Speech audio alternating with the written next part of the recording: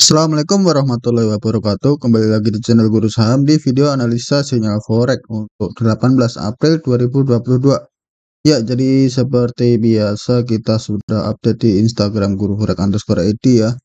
Nah, jadi untuk hari ini kita ada sinyal intraday semua ya ini ya. Di NZD Japan Yen dan Euro NZD. Nah, itu sama-sama intraday ya ini ya untuk hari ini ya. Nah, jadi untuk analisa dan sinyal hari ini seperti yang teman-teman perhatikan di sini ada New Zealand Japan Yen. Kita analisa dari time frame H1 hingga daily ya. Dan ini kita ambil posisi sell dan di sini kita lihat ada breakdown triangle pattern ya di sini ya. Kemudian di Euro New Zealand. Nah, di Euro New Zealand sendiri ini kita analisa juga sama, nggak jauh beda ya. Kita dari M30 hingga ke H4. Untuk Euro New Zealand kita sendiri ambil posisinya buy. Nah, kemudian di sini kita lihat ada breakout resist trendline ya. Di sini di New Zealand Japan Yen kita ambil sell limit di 85474 ya, 85.474. Kemudian stop loss di 86.093. Kemudian TP di 82.542. Ya, jadi untuk resiko loss 0,01 lotnya sekitar 5,77 dolar. Untuk risk and rewardnya 1:4 ya. Jadi untuk New Zealand Japan Yen. Kemudian di Euro New Zealand, nah, di Euro New Zealand sendiri untuk itu kita buy limit di 1.60269 ya. Kemudian TP SL dulu ya, SL di 1.59837. Kemudian TP di 1.62923. Oke. Dan di sini untuk resiko loss 0,01 lotnya sekitar 2,77 dolar. Jadi dari segi resiko ya, Euro New Zealand cenderung lebih kecil ya daripada New Zealand Japan Yen di sini. Nah, jadi teman-teman yang menggunakan mau open di New Zealand Japan Yen, kita bisa gunakan akun Sen. Jadi kita bisa sesuaikan resiko loss kita sesuai dengan 1% dari equity kita. Jadi teman-teman yang mau meresikokan 1% dari equity kita, yang misalkan saldonya di bawah 600, itu kita bisa gunakan akun Sen. Tapi kalau saldonya 600, kita bisa gunakan akun standar gitu, dengan kita open 0,01 lot saja gitu. Karena kalau kita open 0,01 lot saja, kita hampir mendekati 6 dolar ya, yang mana artinya itu adalah 1% dari 600 dolar. Kemudian di Euro New Zealand, nah ini cukup kecil sekitar 2,77 dolar. Jadi teman-teman bisa gunakan resiko loss 1% ya di sini ya. Bagi teman-teman yang mau open di sini, yang saldonya lebih dari 500, bisa gunain dengan lot 0,02 lot ya. Kurang lebih seperti itu untuk cara menghitung lotnya, cara menyesuaikan dengan resiko lossnya. Kemudian untuk analisanya bisa swipe kanan aja di sini. Nah, di sini ada New Zealand Japan Yen. Kemudian ada Euro New Zealand ya. Kemudian seperti biasa yang saya selalu ingatkan, lakukan partial profit taking ketika harga sudah menyentuh risk and reward lebih dari 1:1 ya.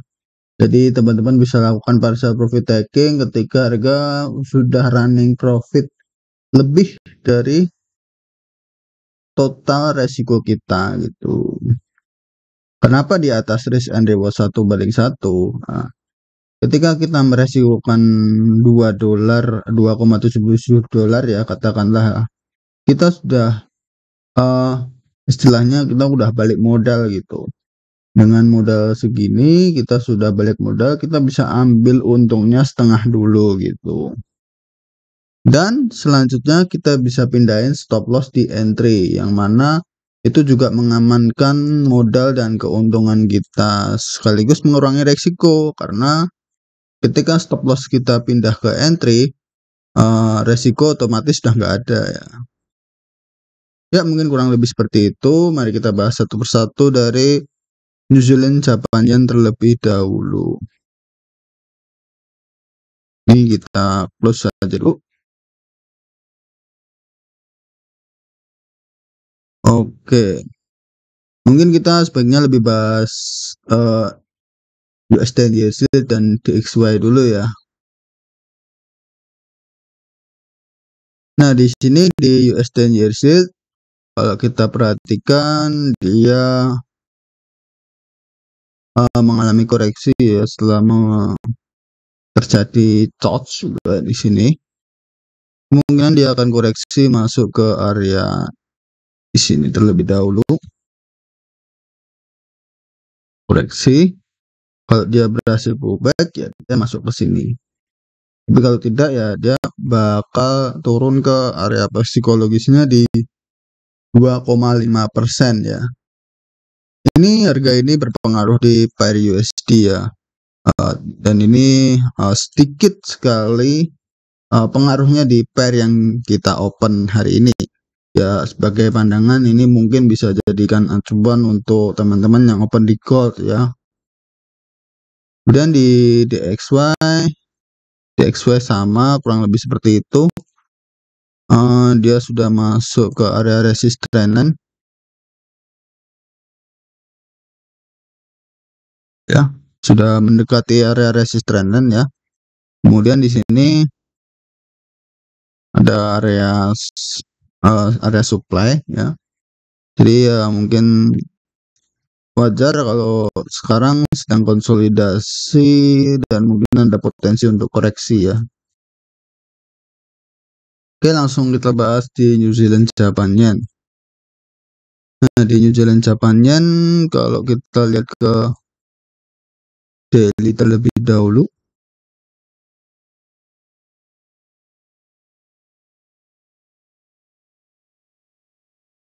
Di daily terlebih dahulu dia sekarang berada di area setelah menyentuh area imbalance ya. Di sini ada area imbalance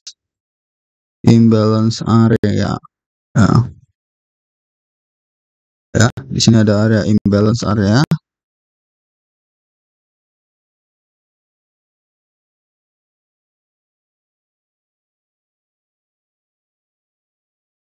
Jadi wajar kalau banyak rejection begini ya, tapi ini belum ada konfirmasi untuk perubahan arah, jadi kita cuma bisa open sell sampai ke arah ini ya. Nah, di sini adalah titik area penting untuk koreksi ya. Jadi area wajarnya untuk koreksi di area situ. Oke, kalau kita lihat di H4 sendiri dia sudah mulai ada potensi untuk terjadinya breakdown trendline ya. Karena di sini ini sinyal sebelumnya ya. Sebelumnya kita juga ada sinyal di sini tapi tersentuh stop loss ya, tipis sekali ya. Setelah menyentuh stop loss lalu balik turun. Gak apa-apa, kita coba lagi untuk sell di sini ya. Nah, jadi di sini kita lihat perhatikan dia ada tanda-tanda untuk koreksi agak dalam ya. Ya, sebenarnya ini koreksi agak wajar sih ya, masih wajar ya untuk koreksinya. Lalu kita cek di H1 terlebih dahulu. Yang ini kita hapus dulu. Di H1 dia sudah ada breakout structure juga di sini.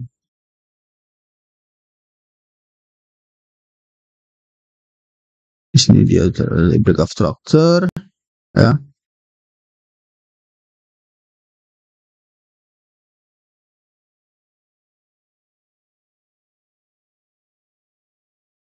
Oke. Oke ya. Jadi di sini juga ada breakout structure, di sini dia belum. Kemudian di sini juga udah ada breakout structure juga.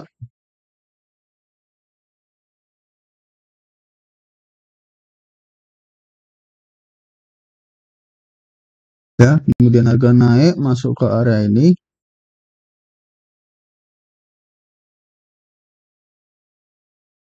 Kemudian lanjut untuk koreksi. Lalu kita bisa ambil posisi sell ya di area tersebut lagi ya, atau kita bisa katakanlah kita ambil candle bullish terakhir ini ya. Ini untuk acuan kita untuk kita entry sell ya. Nah, di sini kita ambil 2 kali lipatnya ya. Jadi kita ambil sell di sini, stop loss di sini. Oke. Nah, harga udah mulai naik. Jadi harapannya setelah menyentuh sell limit dia akan langsung koreksi ya. Nah, di sini dia ada area imbalance juga. Kita perhatikan di daily cukup lebar untuk area imbalance-nya. Di H4 pun juga dia nggak terputus area imbalance-nya. Ini 3 candle ya. Ya. Jadi ini area imbalance-nya cukup valid ya. Jadi untuk target penurunan bisa sampai ke area itu, kemudian dia akan rebound lagi setelah menyentuh area demand. Jadi kemungkinan dia akan turun masuk ke area demand. Nah, di sini dia akan konsolidasi lagi. Nah, kalau dia berhasil rebound di sini, dia akan melanjutkan kenaikan ya.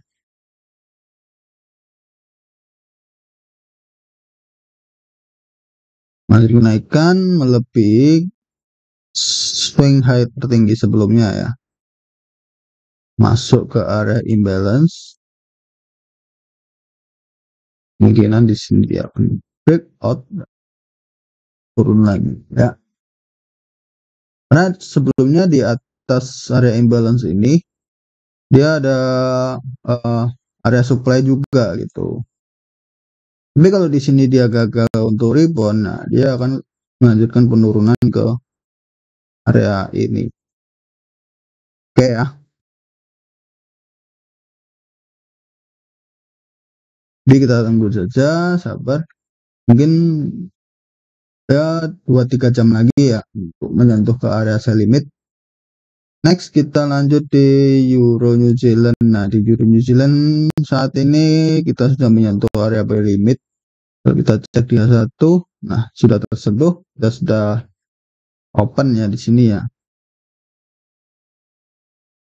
Oke, kita lihat di H4 terlebih dahulu. Nah, di H4 terlebih dahulu ini dia ada semacam resistance ya. Dan di sini dia berhasil break. Oke, setelah break dia tidak melanjutkan kenaikan langsung, tapi retest dulu ya. Dia retest masuk ke area ini, ke candle bearish terakhir ya. Sebelum dia breakout structure. Nah, di sini ada candle bearish terakhir ya.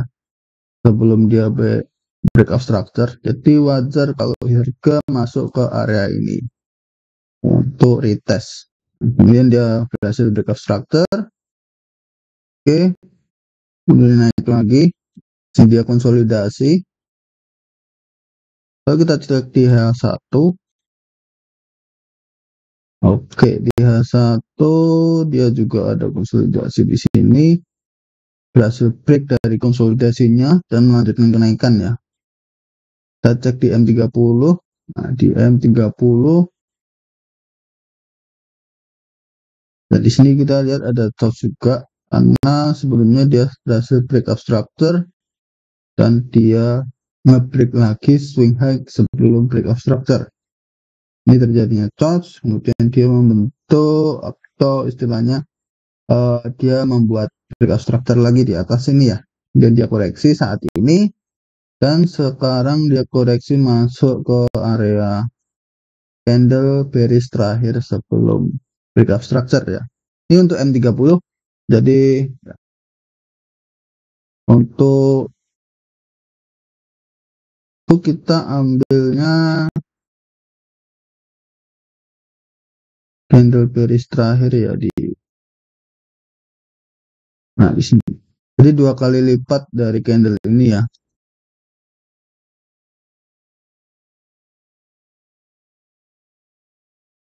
Begini. Ini memang stop loss emang agak saya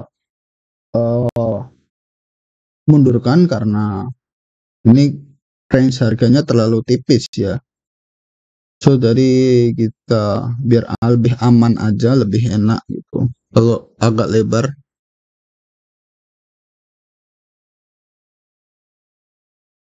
Nah, seperti sebelum-sebelumnya dengan karakternya. Nah, seperti ini ya. Jadi ketika dia breakout structure, kemudian dia membentuk charge, breakout structure lagi, harga masuk kembali ke area ini ya. Di sini ada area candle bearish terakhir ya di sini ya. Kalau kita coba 2 kalinya ini, nah dia menyentuh area stop loss karena di sini juga ada area yang belum tersentuh ya seperti ini.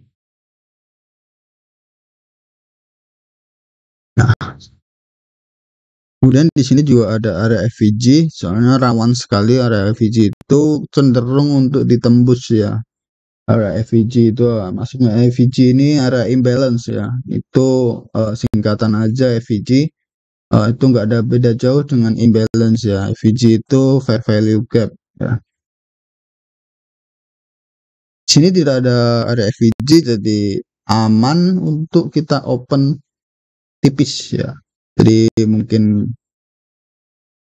kita bisa open di sini ya.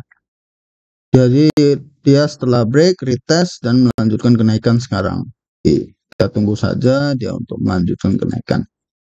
Oke, mungkin sekian dulu dengan adanya video ini. Terima kasih yang sudah menonton. Semoga bermanfaat dengan adanya video ini. Yang udah profit pertahankan, yang masih loss terus belajar. Pertahankan risk manajemennya selalu ya. Karena untuk profit konsisten kita juga harus pertahankan risk manajemennya sekonsisten juga gitu. Oke, ikuti terus analisa sinyal forex di video-video selanjutnya. Jadi jangan lupa subscribe agar tidak ketinggalan update video-video berikutnya. Wassalamualaikum warahmatullahi wabarakatuh.